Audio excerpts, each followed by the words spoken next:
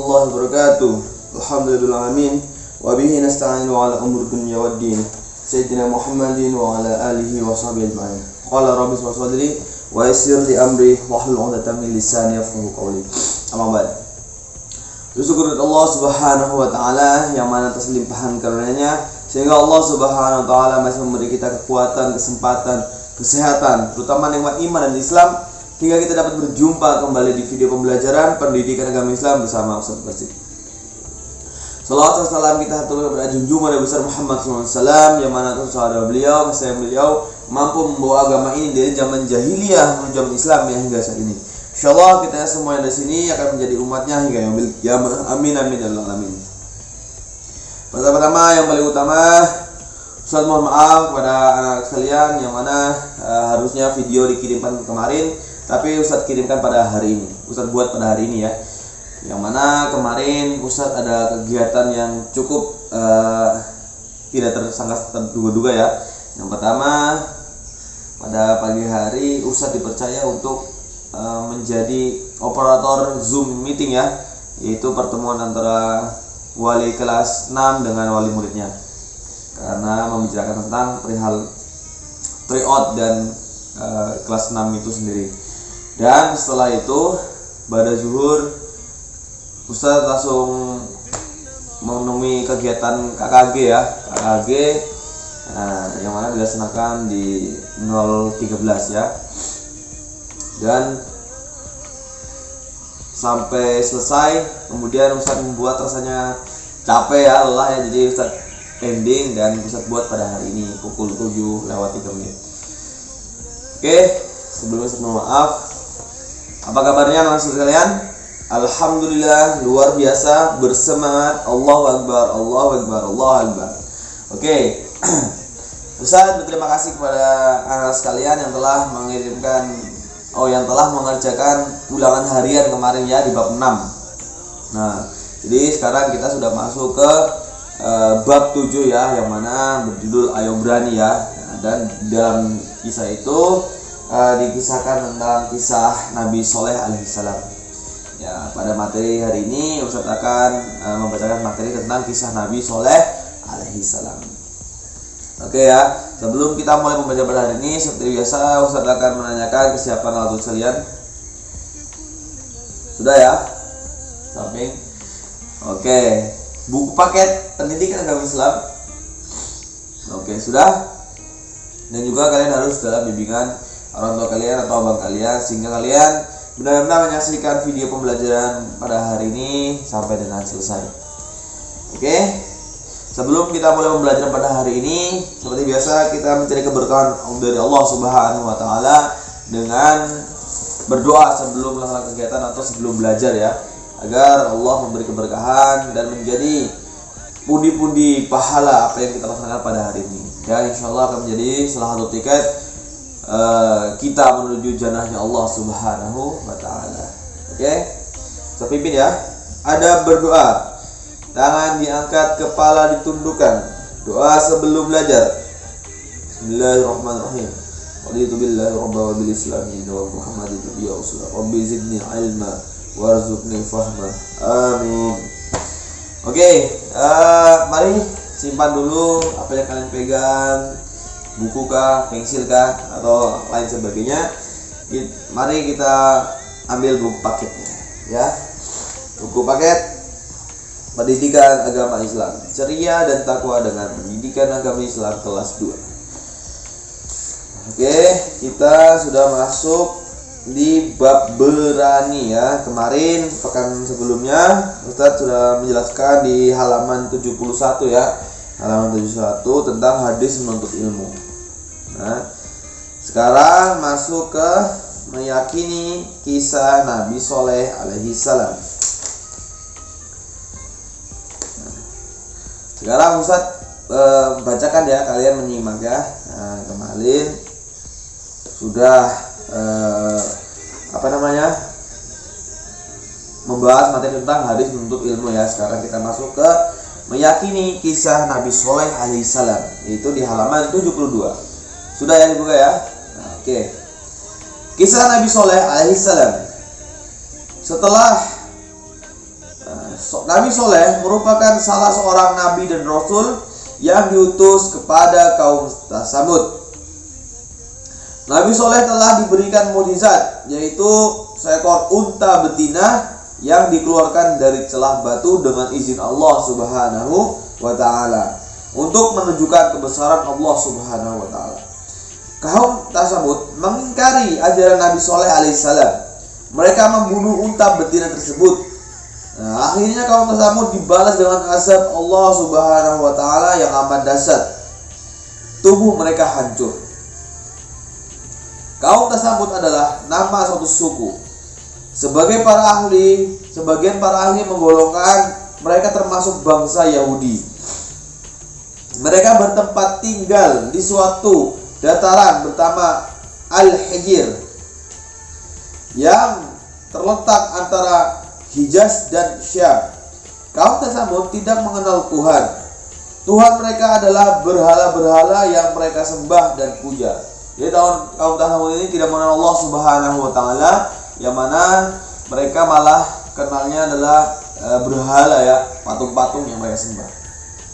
Nah, jadi di kisah Nabi Soleh ini, Nabi Soleh ini memiliki mukjizat, yaitu seekor unta betina ya, unta betina yang bagus, besar ya besarnya seukuran unta ya, berwarna kemerah-merahan, dan itu keluar dari celah batu ya, dengan izin Allah, karena untuk memperlihatkan kepada kaum Tsamud bahwa Allah itu maha kuasa.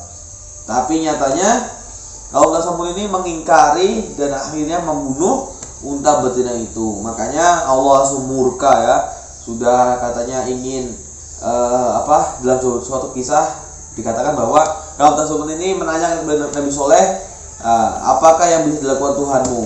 Dan turunlah Allah, Nabi Soleh ini diberikan mukjizat, yaitu seekor unta. Nah, unta ini keluarnya bukan dilahirkan dari unta, tapi keluar dari celah batu. Tiba-tiba langsung keluar dari celah batu, keluar besar seperti itu. Sudah besar lah, sudah bisa diambil susunya.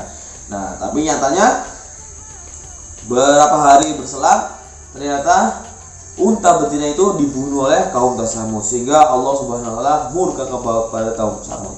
Kaum Tsamud ini dulunya adalah tidak mengenal Allah Subhanahu wa Ta'ala ya.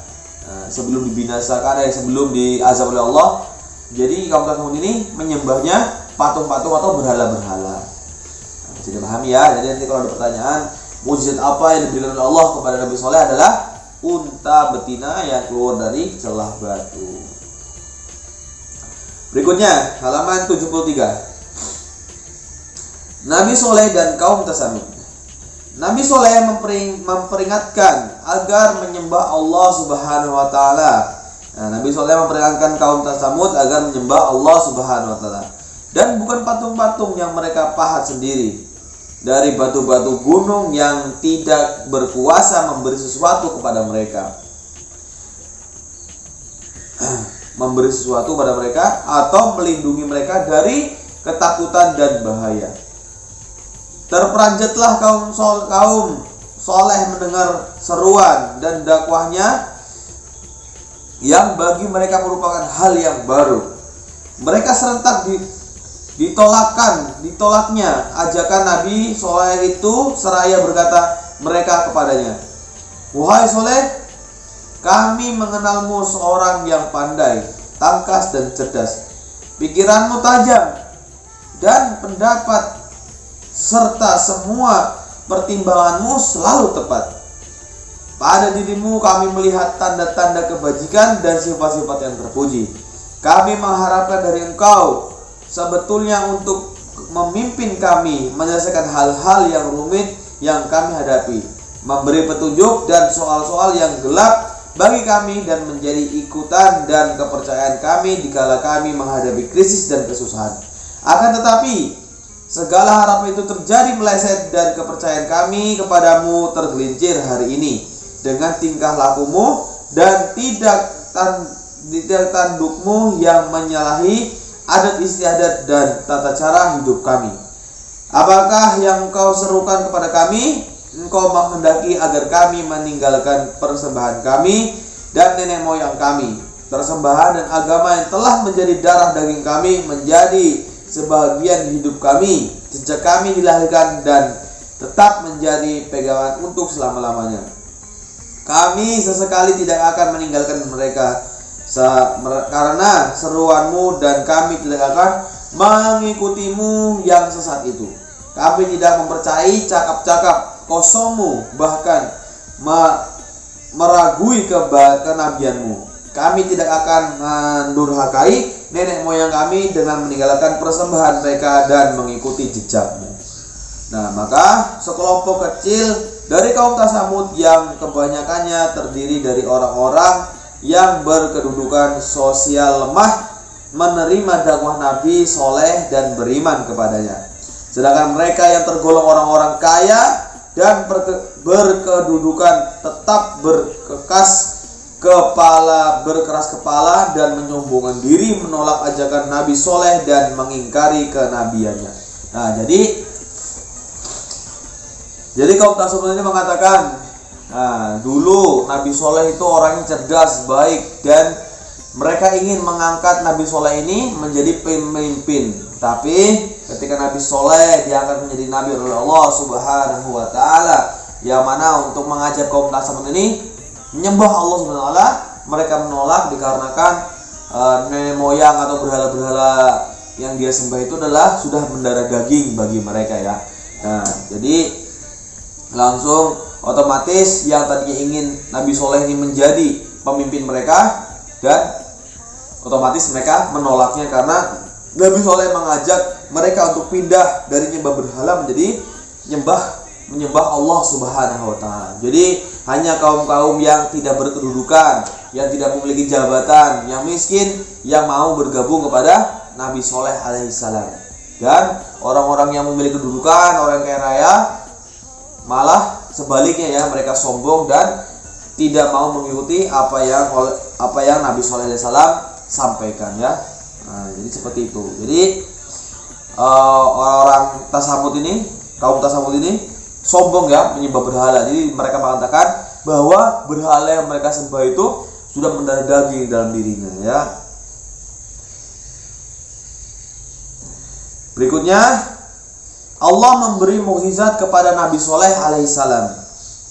Sesuai dengan permintaan dan petunjuk pemuka-pemuka kaum Tsamud, berdoalah Nabi Soleh memohon kepada Allah agar memberinya suatu mukjizat untuk membuktikan kebenaran risalahnya dan sekaligus mematahkan perlawanan dan tantangan kaumnya yang masih berkeras kepala itu. Dengan menunjuk kepada binatang yang baru keluar dari perut batu besar itu, berkatalah Nabi Soleh kepada mereka,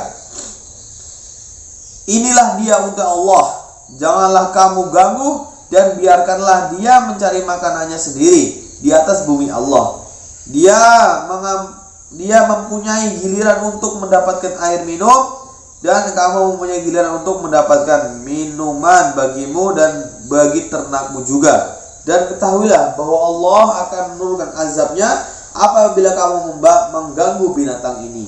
Ya, jadi Nabi Soleh alaihissalam ini mematahkan. Ya, jadi sebelumnya saya sudah mengatakan bahwa kaum Tsamud ini ingin bukti bahwa Allah Subhanahu wa Ta'ala memiliki kuasa yang luar biasa ya, yaitu Allah yang disembah oleh Tuhan, yang disembah oleh Nabi Soleh alaihissalam, agar kaum Tsamud itu percaya bahwa Allah itu benar-benar kuasa. Maka keluarlah unta dari celah batu ya, yang mana dengan petunjuk Allah maka keluarlah binatang yang baru keluar dari perut batu, celah batu besar itu.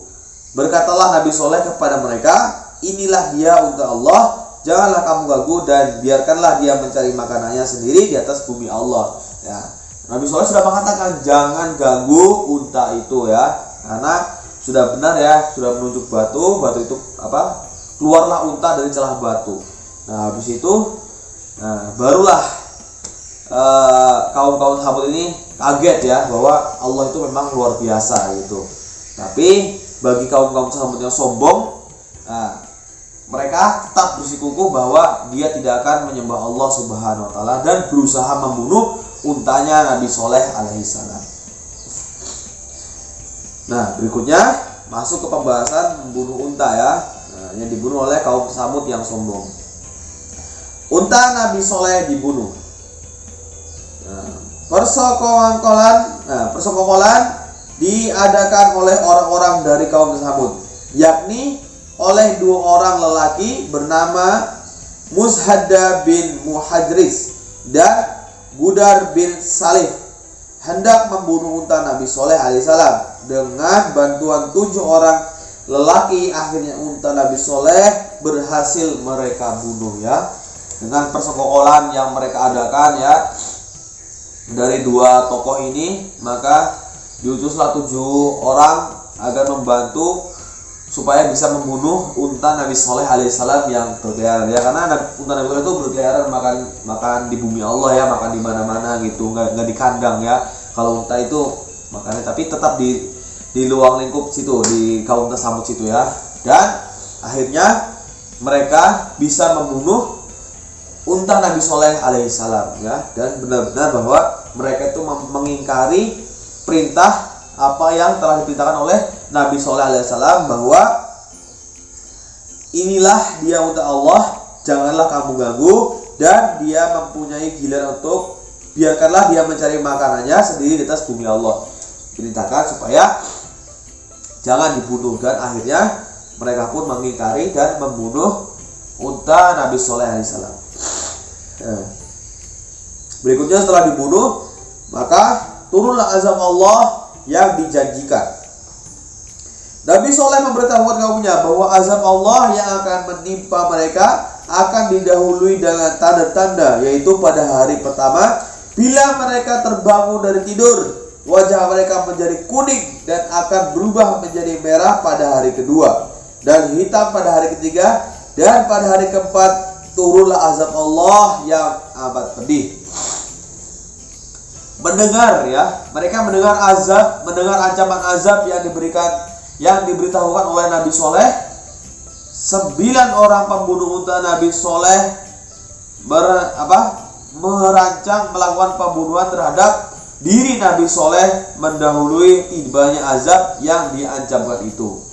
Nah, jadi mereka malah setelah dikasih tahu bahwa akan turun azab kepada kaum Samud, malah orang 9 ini yang tadinya berusaha membunuh, yang sudah membunuh unta Nabi Soleh, malah akan berusaha membunuh Nabi Soleh alaihissalam ya. Setelah membunuh untanya, baru diberitahu oleh Nabi Soleh bahwa akan turun azab.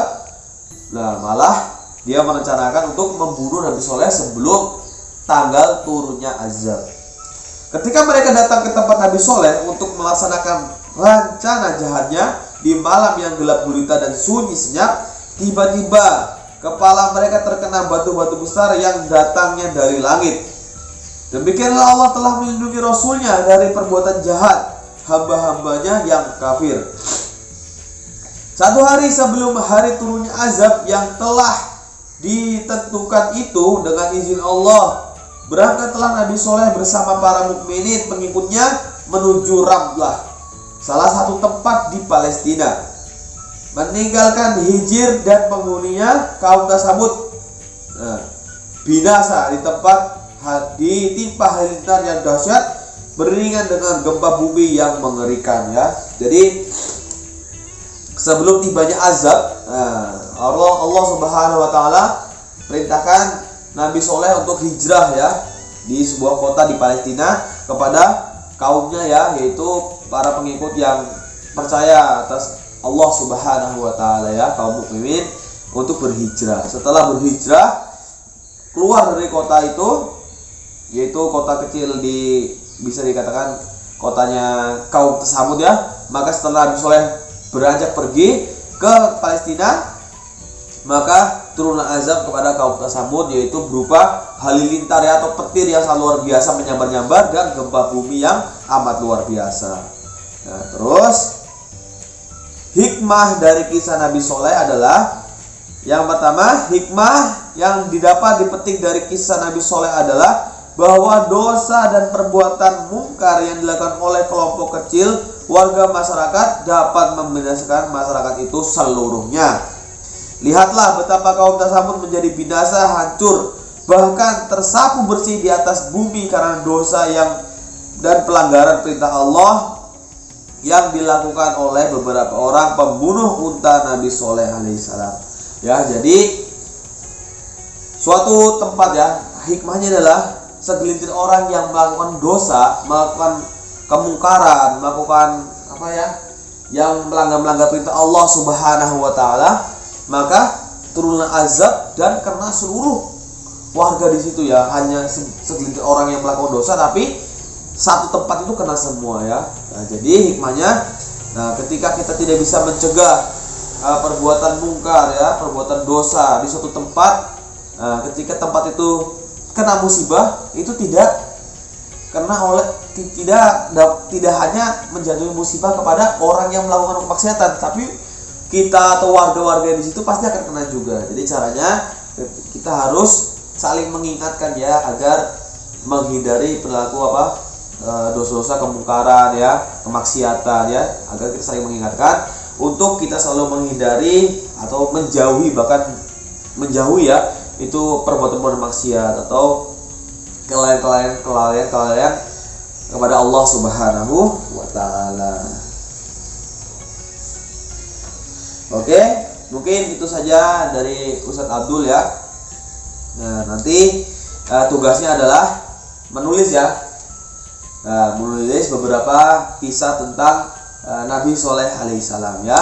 Intinya kita terus berbuat baik dan saling mengingatkan dalam kebaikan agar Allah Subhanahu wa taala menangkalkan azab kepada diri kita dan daerah kita ya, agar Indonesia dan seluruh dunia ini akan dilindungi oleh Allah Subhanahu wa taala ya, dari mara bahaya dan bencana lainnya. Amin amin ya rabbal alamin. Oke, selalu berdoa kepada Allah agar kita diberikan ketetapan iman ya, dan juga bisa berdakwah saling mengingatkan kepada saudara kita agar pentingnya iman kepada Allah Subhanahu wa taala dan meninggalkan semua larangannya. Amin amin ya rabbal alamin. Mungkin itu saja dari Ustaz Abdul. Ada benarnya datang dari Allah Subhanahu wa taala. Jika salah itu adalah datang dari kepribadian Ustaz, yaitu yang tidak pernah lepas dari dosa dan khilaf ya. Mohon maaf. Assalamualaikum warahmatullahi wabarakatuh. Sampai jumpa lagi. Tugasnya ini ya, menulis.